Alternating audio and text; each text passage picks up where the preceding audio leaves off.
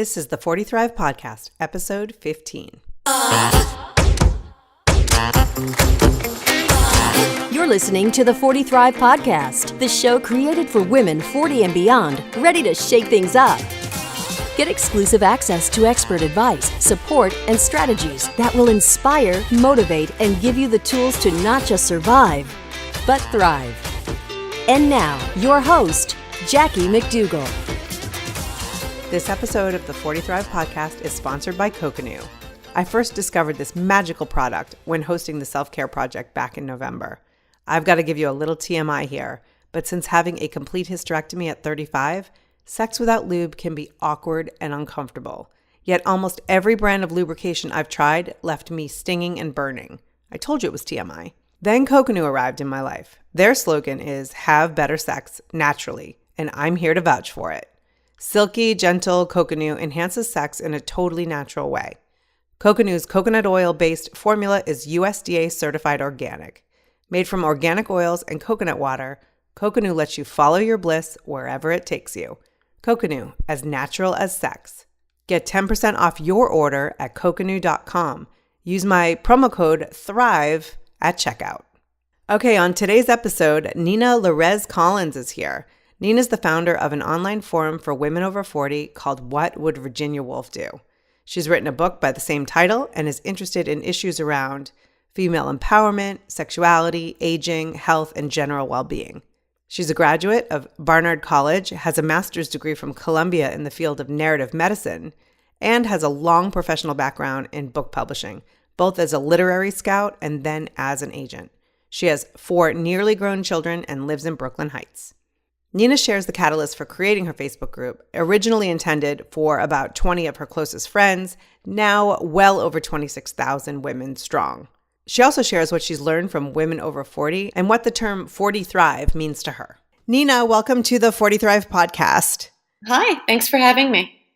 Well, I read your bio. We all know that your group is blowing up. It has blown up. There's over 26,000 women in there. You're clearly... your message is resonating. But can we go back a little bit in where your life was when you came up with this idea, hey, I should start a Facebook group? Sure. And I also really didn't ever think I was starting a Facebook group like this. I thought I was starting a community for 20 of my friends. I was 46. I had just turned 46 and my periods had been kind of irregular for the previous year and a half. But, every other month, and my gynecologist had reassured me it was normal, and I wasn't really thinking about, I don't know, what menopause meant or aging in particular, but I was approaching the empty nest. I think all my kids were gone except for one who was on her way.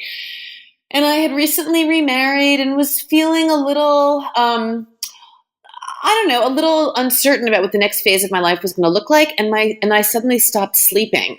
I suddenly, was waking up at 4 a.m. every night. And it was very unusual for me. I'd always been a great sleeper. Mm-hmm. And I ran to Google trying to figure out what the fuck was going on and realized that, that insomnia and waking up at 4 a.m. was a classic perimenopausal symptom, along with 33 other symptoms that I had never seen before. And one of them was super funny. One was impending sense of doom. And I was like, what the fuck? Wow, that's not daunting. No, it's so funny. And so I posted on my regular Facebook page, which I always kind of enjoyed, and said, did you know that impending sense of doom is an actual documented symptom of perimenopause?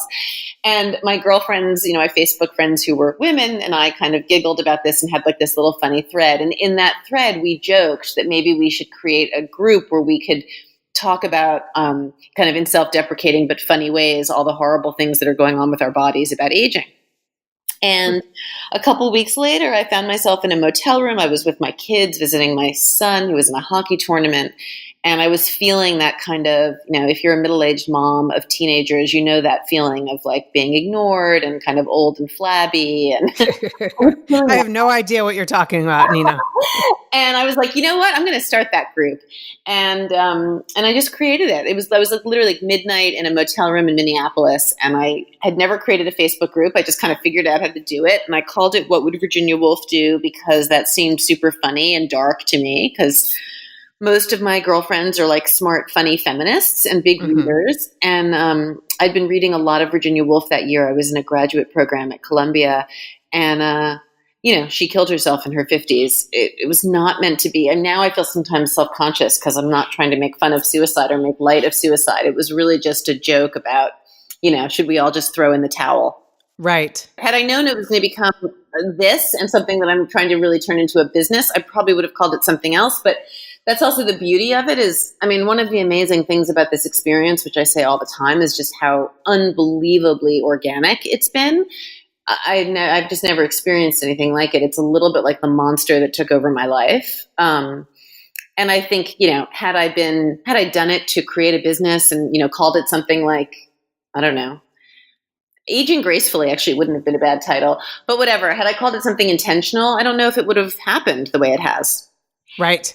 Well, I think that's the thing is, especially on Facebook and Facebook groups, and I have a 40 Thrive group, but people don't want to be sold to. Yeah. They want to be understood. They want to be heard and seen.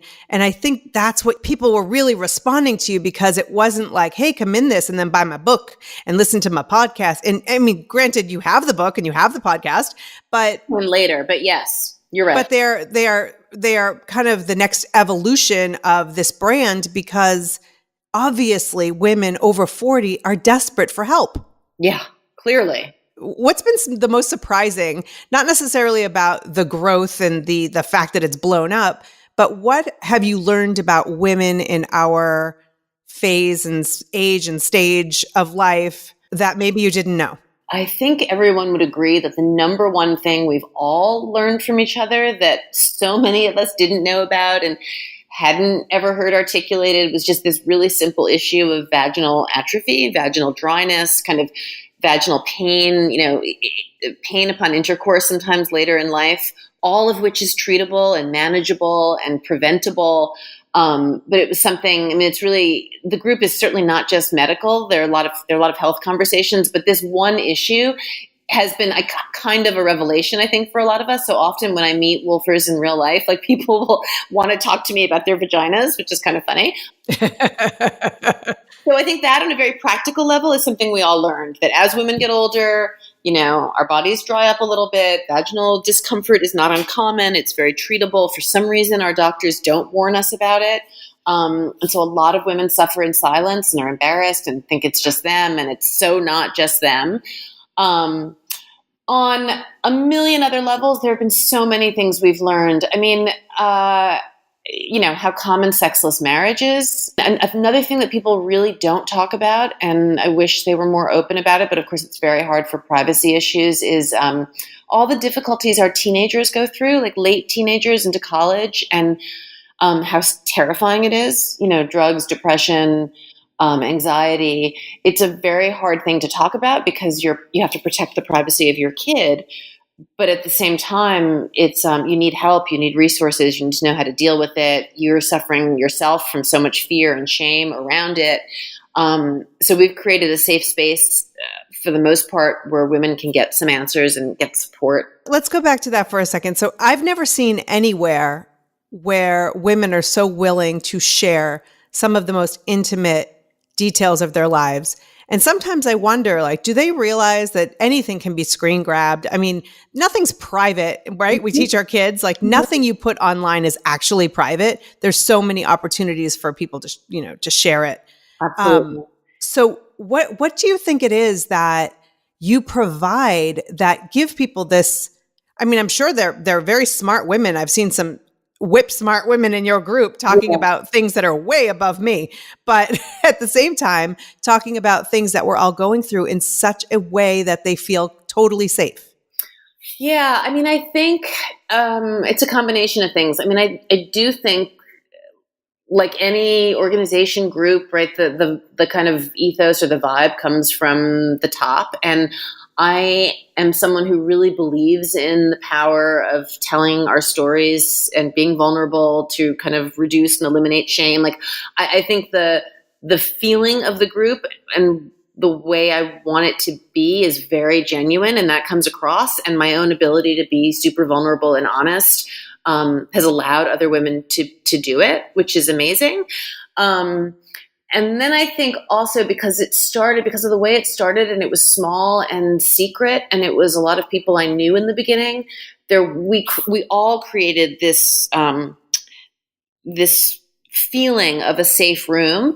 And so as it grew, that kind of radiated outward. It's a little tricky now that we're 26,000 women. Now, there was a long time where even when we were at like 8,000 women, I knew or had one degree of separation from pretty much everyone in the group.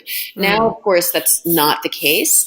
And we do occasionally, in some ways, I've suffered from it more than anyone. Like, I have to be a little bit more careful about my private details now. But we do have moments when women get burned. We have had incidents where people have screenshot, but I have to say we've been pretty good, even at this size, at figuring out who the person was and removing her. And what we usually do is we kind of publicly, we don't really handle it offline. We actually try and usually handle it in the group. Like we won't point a finger and say so and so told, but we will kind of in a thread say this is not acceptable. You're not allowed to do this. You are going to be removed. And whenever there has been a breach of confidentiality, we post a new slew of posts reminding everyone that the group is supposed to be like Vegas. What happens in the group stays in the group. As it continues to grow, that becomes harder. It's one of the reasons we have a small subscription group now called Wolflandia, which is $75 a year. And I created it in large part because I missed having the small group and a place where I could be more vulnerable and honest. I have to be careful now in the large group, like if I'm talking about, my kids or my romantic partners. And I want to do it because I want the group to be what it was in the beginning. And I like sharing. And I like the kind of conversation it engenders when I share, but I do have to think it's not like the old days when I would just kind of post everything I thought. I have to be a little bit more careful now. Right. Especially when it comes to, you have 4 kids, and that's where I struggle too, because sometimes the things that we're going through are inspired by our children's behavior something they're going through. And so I want to touch upon that where you were talking about like, many of us have I have young teenagers, but in 5 years, it's a totally different story. Yeah. And so some of the things that they're going through, and sex and drugs and depression, I've seen it with friends of mine who are my age or maybe a little bit older. How are these women able to connect with each other without kind of exposing? Yeah, it's hard. We do have an anonymous feature. So there are lots of times where women will write in anonymously and then people will comment and they'll say, like, if you want to speak to me, PM me. And so then I'm sure, I don't know who the anonymous people are, but I'm sure they reach out individually. I do know many, many, many friendships have been formed from the group. There are book clubs all over the country and women get together and travel together. So I think the anonymous feature is one way. And then I think also we have a lot of women in the group who don't know people in the group. I find it interesting. One of our challenges as we try and grow this is that a lot of women really do see the group as like their secret place. So there are some members who join and then invite like their 80 best friends, but the majority of women join and don't tell anyone and don't invite anyone because they want it to be secret and safe. In the beginning, people used to write to me and say, the only person I couldn't bear to share this space with is, my ex-husband's new girlfriend. Can you never let her in? Like I actually had a list of people who I was not supposed to accept. And, it was kind of, but now we can't do that. Now it's like, It's just too big. The flip side of that is like the beauty of what we've created. And I do really think the vast majority of members feel it is that it is a sisterhood. So even if there's someone in there who you feel, might not really like you that much, the hope is that she'll respect the space so much that she will be respectful and, not cross a boundary. And, there are a couple, actually I can think of these 2 women who have been in from early days and they apparently had a big fight between them in the context of their kids. And I don't know, wherever they live in the suburbs of, I think DC. And they both separately wrote to me and said, I no longer feel safe in this space with so-and-so. And I was like, I'm super sorry, but you're actually both really good wolfers, and I can't kick either of you out. So you're going to have to figure it out. You're going to have to work it out. You're going to have to work it out. And they have. It's like when you are out doing something that you're not proud of, and then you see somebody else and you're like, oh my God, they saw me doing it. And it's like, well, they were doing it too. Exactly. So you have 2 people in the group who need the same type of camaraderie and community So maybe, maybe it can actually build a stronger relationship. We all really learn from each other in the group when bad things happen. And, when people behave badly, when, sometimes we have threads where people feel like there's slightly racist comments or ageist, or, there are all sorts of ways we can offend each other. And sometimes things are really not okay and we remove people and we're mortified or, upset. And other times I say, like, this is an opportunity for us to grow. And, there's a motto in the group, assume goodness, which I don't know where I came up with that or where it grew from, but we've had it from the early days and I had to use it yesterday. And I really do feel it. Like, we're all struggling and doing the best we can. And the idea is that we're supposed to be here to help each other and, make each other laugh and, grow from the experience. So, right.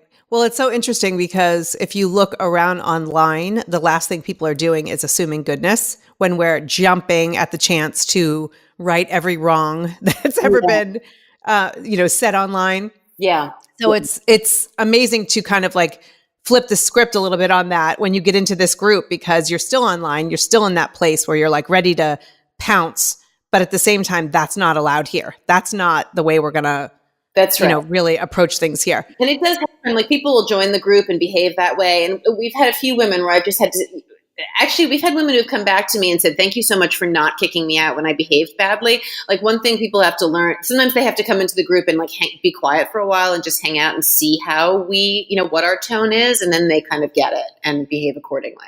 Right. So one of the things that I feel like women are getting is that support and the camaraderie. And when we were younger, maybe in your 20s or 30s, we had Mommy and Me, or we had different organizations for mothers and sometimes fathers of young kids. And then we get into our 40s and we have teenagers, or they're grown and flown.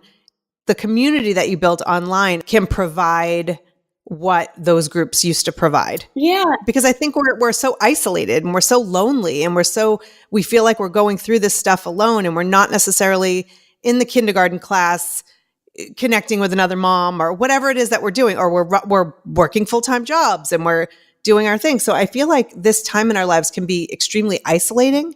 So how do you create that community in real life and not just online? Two things for that. I mean, certainly, as I said before, women in the group have made a lot of friends from the group, and we do a lot of events. We wish we could do more.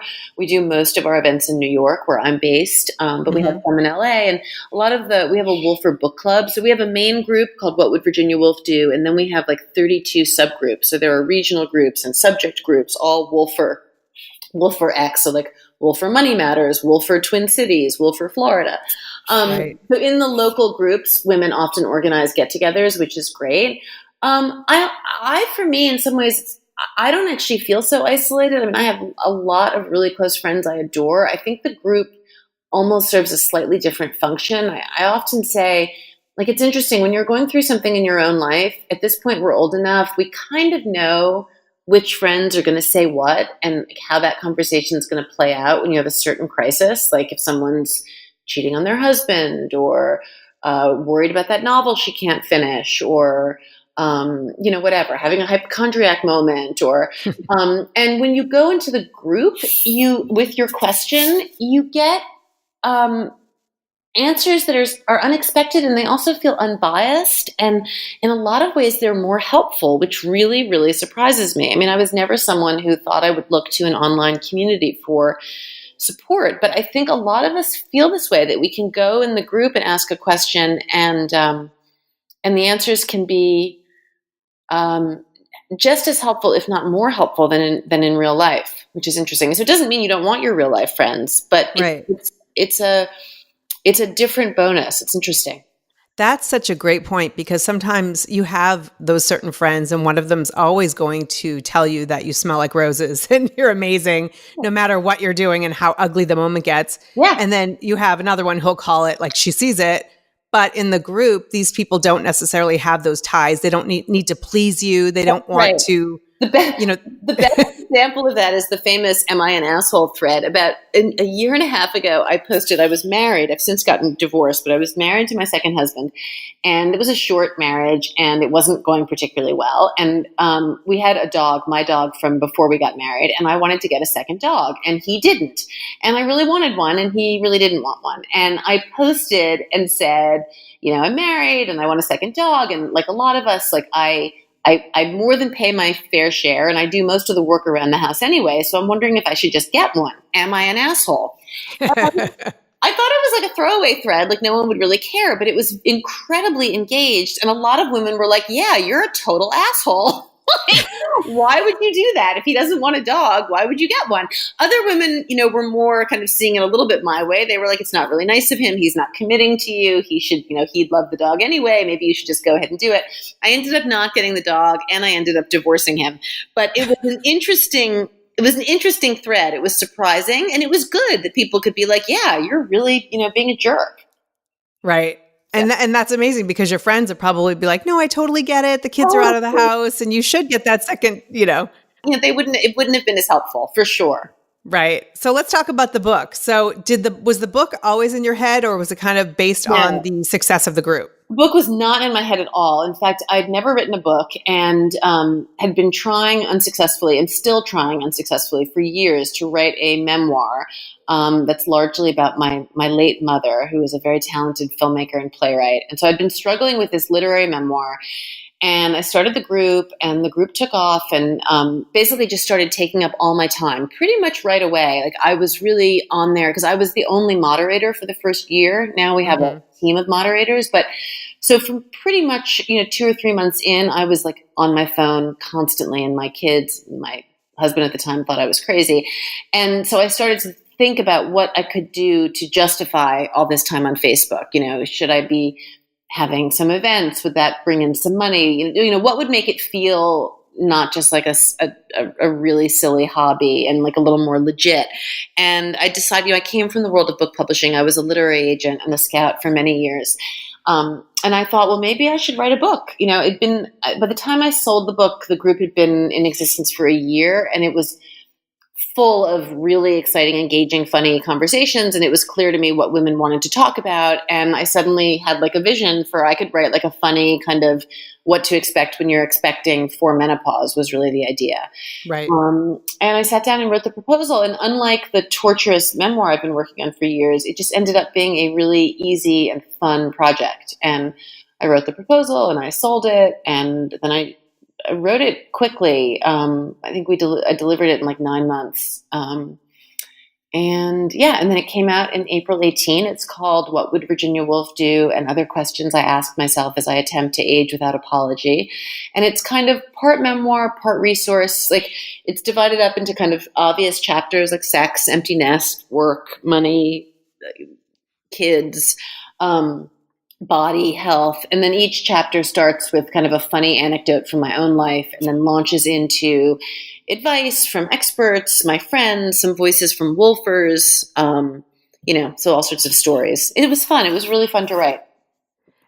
And did you find that you were asking the wolfers for stories, or were you kind of pulling from stories that were already there? I'm just curious if there's a difference in the group when it comes to soliciting actual content versus natural conversation. Honestly, I really just wrote the book from my own knowledge. Like, it was pretty straightforward. Like, I thought, okay, I'm going to write a chapter about sex. Well, how do I feel about sex in midlife? And, what was my sexual history like, and where has it led me? And then I started talking about vibrators. And I guess where I pulled, like in the sex chapter, for example, I wanted to do a segment on anal sex, but I don't have anal sex myself.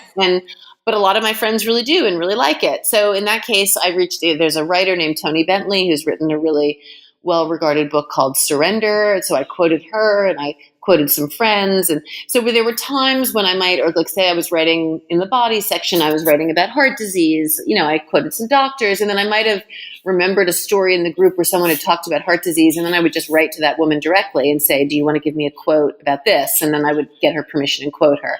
But nothing was sourced it wasn't taken from the group. There was enough information in my own knowledge to write the book. Right. So I feel like there's I'd say it was inspired by the group, but not inspired. Yeah.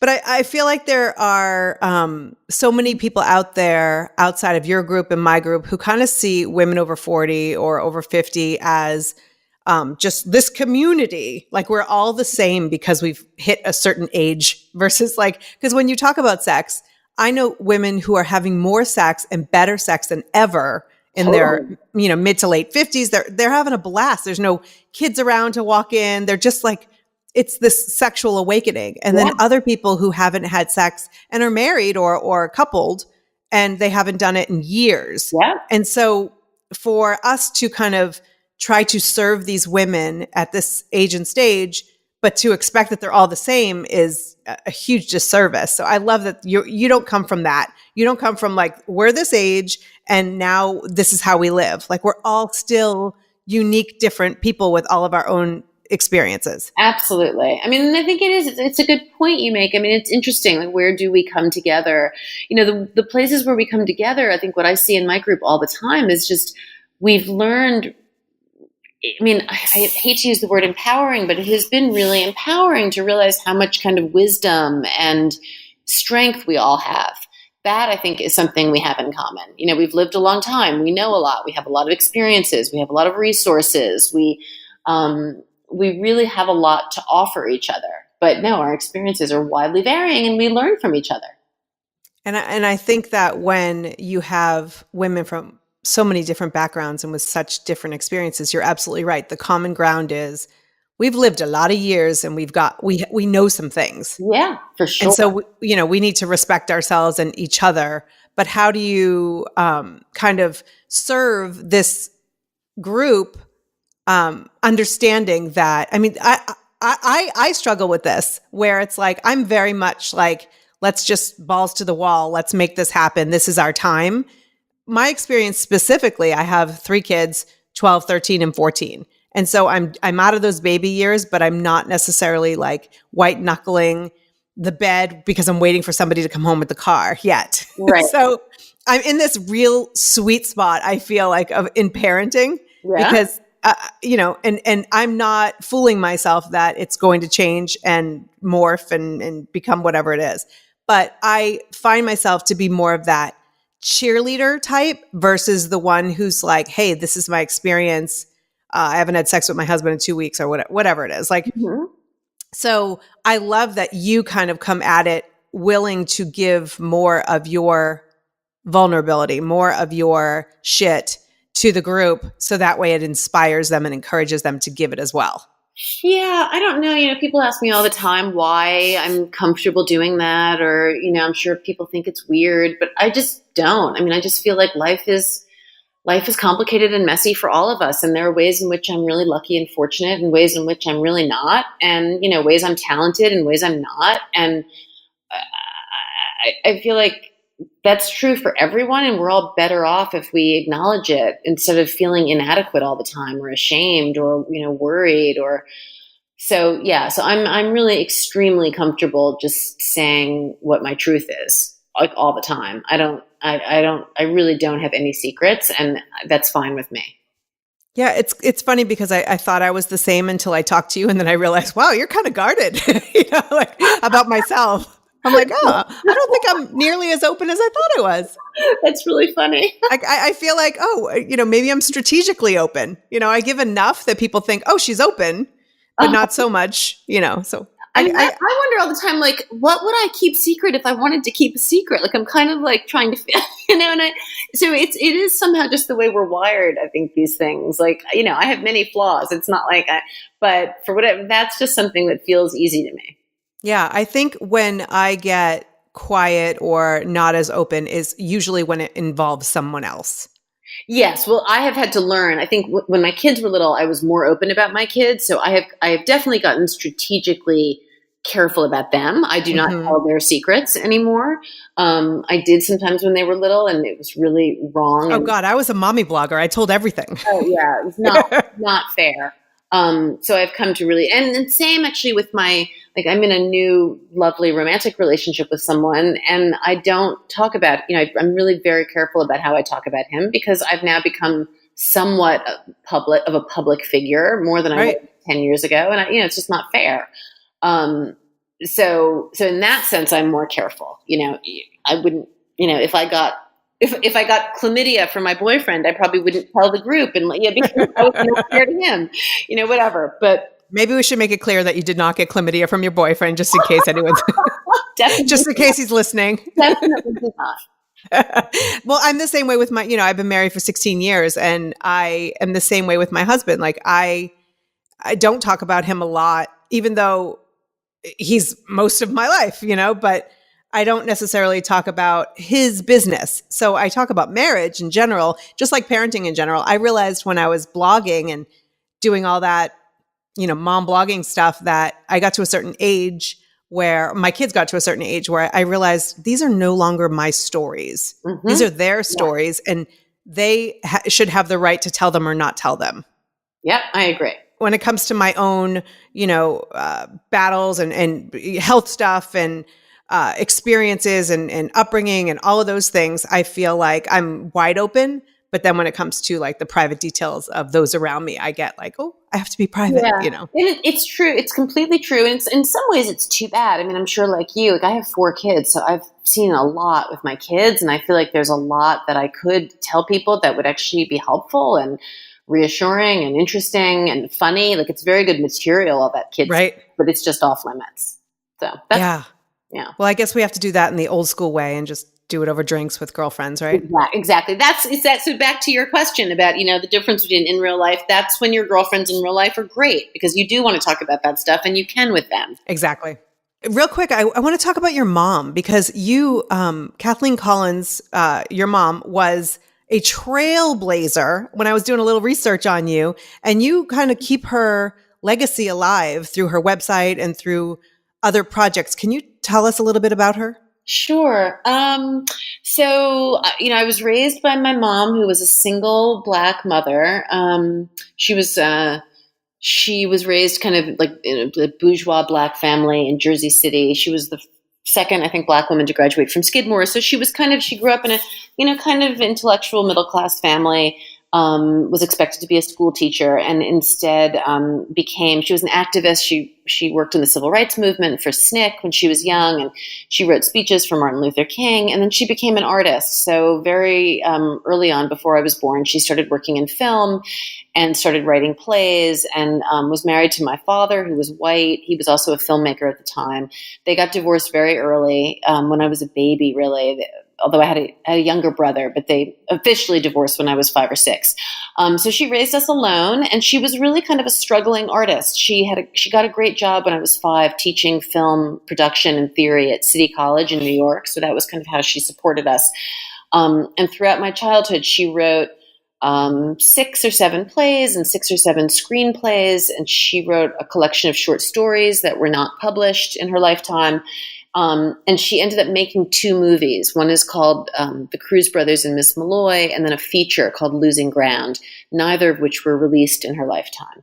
Wow. And she got breast cancer when I was 11, and she kept it a secret from almost everyone, definitely from us, her children.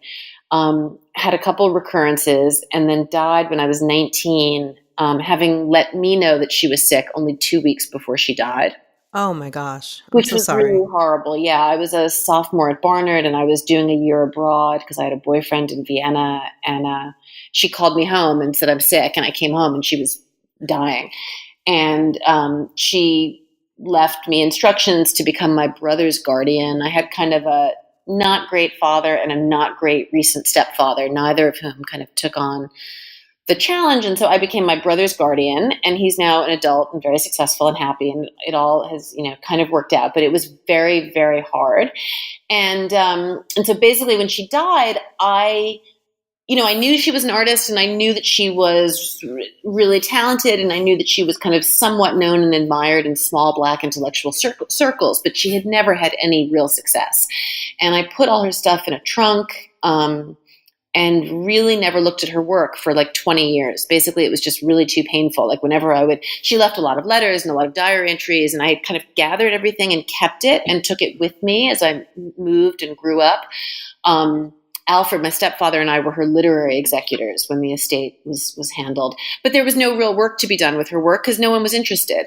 And around 20 years later, when I was in my late 30s, I divorced the father of my 4 kids and went through a very difficult divorce and a lot of depression, and decided that it was really time for me to look at her life and kind of try and make sense of why I was such a mess, basically.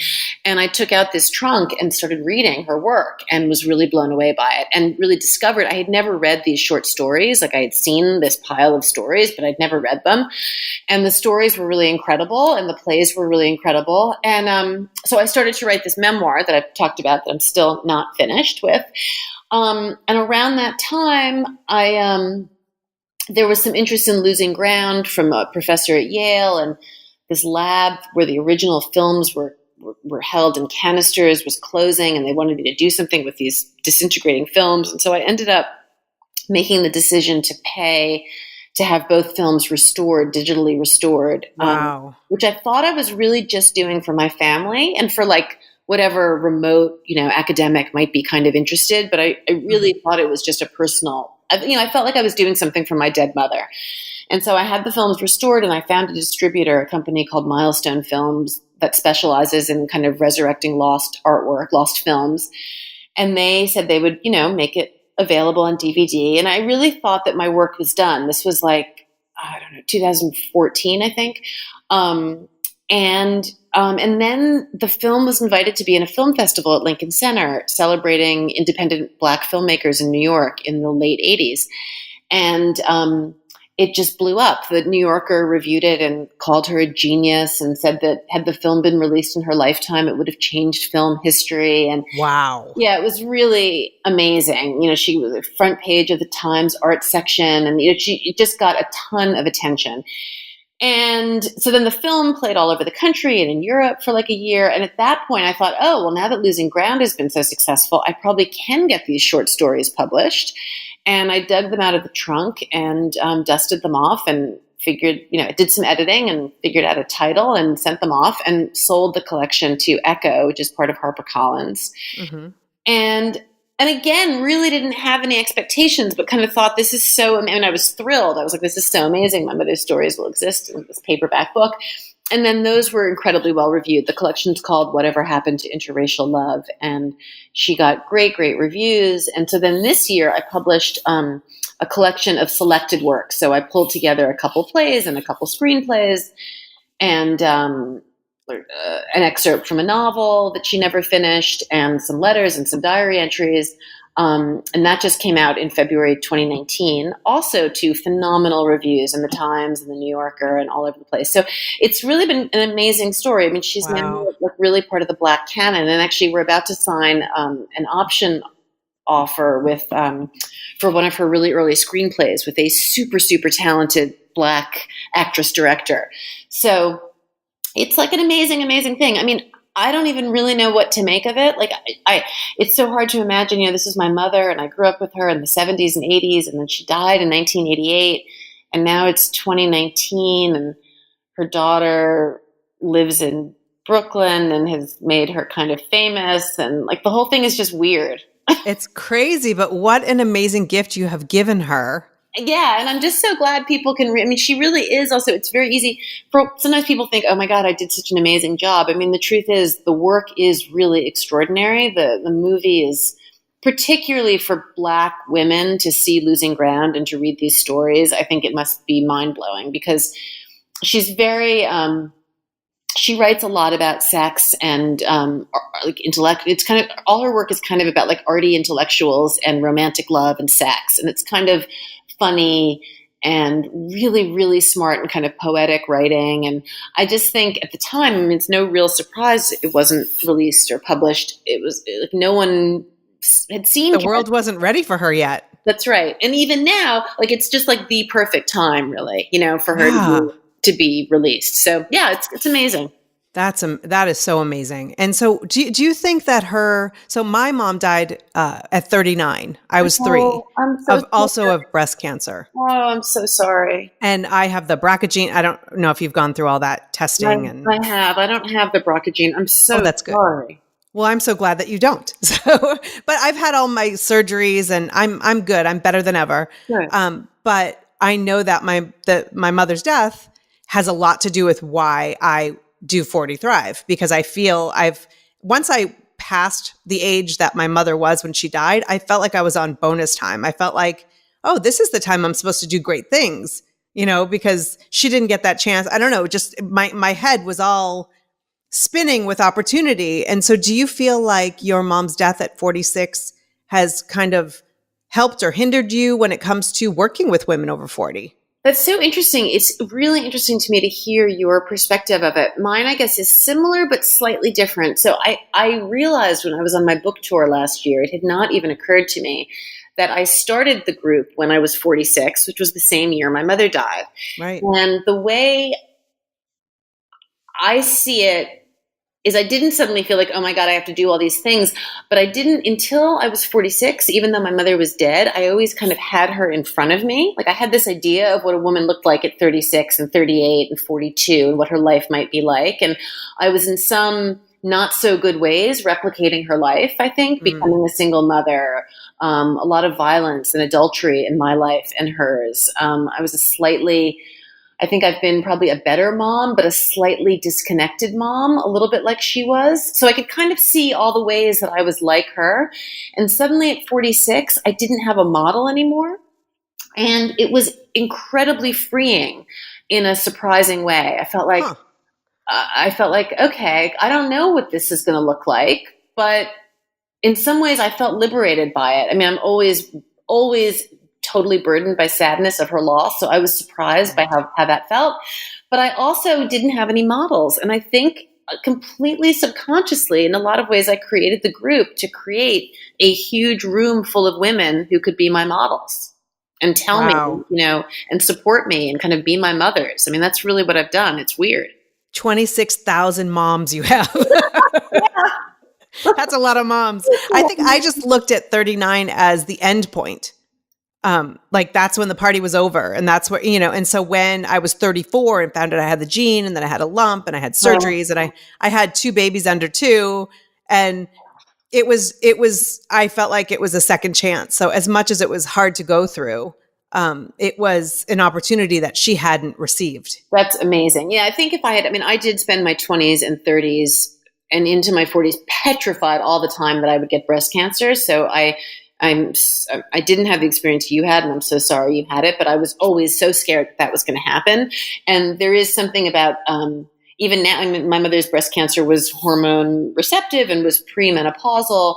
And I do feel some relief now. I'm postmenopausal. I haven't had a period in a couple of years. I mean, I'm heavily surveilled for breast cancer, and I could still easily get breast cancer, as so many women do anyway, genetic or not. But I do feel some relief feeling that like I'm past that. I no longer feel obsessed that I'm going to get premenopausal breast cancer like she did. Right. And that you're sort of in the general public now with your risk. Yeah. Yeah. Right. Exactly. Right. Yeah. Well, I could talk to you all day. Fun. We should meet maybe when I'm in LA. We'll see. I would love to. I love what you're doing, how you present yourself and how you show up in your group and how you show up in the world. Like, I think that you only teach the rest of us that it's okay to be vulnerable. It's okay to be open. What's the worst that could happen? Like, there are going to be people in there, and I've seen it in your group, that are like, that's not my experience. I don't know what you're talking about. And I sometimes get that. Although I have a couple of people under 40 in my group, and I feel like they're usually the ones who are like, I don't think that's right. I'm like, well, look at the rest of the women who are in their 50s and 60s who are totally, right, confirming what I'm saying. Yeah. Sometimes it's funny, actually, when you get like a woman in their 40s will say something, and then of course women in their 50s will have a completely different take on it. And I love those moments. Those, like, it's again, just kind of learning moments. But well, yeah. And just like you said, the moms, like, I feel like the women in my group that are in their 50s and 60s are like, the ghost of Christmas future. We get to really learn from them. Totally. 100%. So before we go, though, I do ask all of my guests, what do you think it means to 40 Thrive?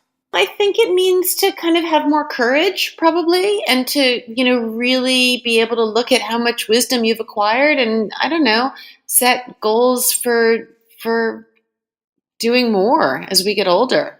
I don't know. I feel because my kids are grown now and out of the house for the most part, and I'm 49, it is like a whole new world, right? I mean, I've spent 25 years raising kids. And so I do think it's about building on your wisdom. I think that's probably what 40 Thrive is. I love that, building on your wisdom. Well, Nina Lorez Collins, thank you so much for joining me. Thank you. This was super fun. We'll stay in touch online. Thank you so much for listening. Join us in our free private 40 Thrive Facebook group. The link to that is in the show notes. Also, don't forget to subscribe to the podcast. You will never have to search for another episode. It will just magically appear in your favorite podcast app. And don't be afraid to share it with a friend. You know the one, she could use a little inspiration. Take care and keep thriving.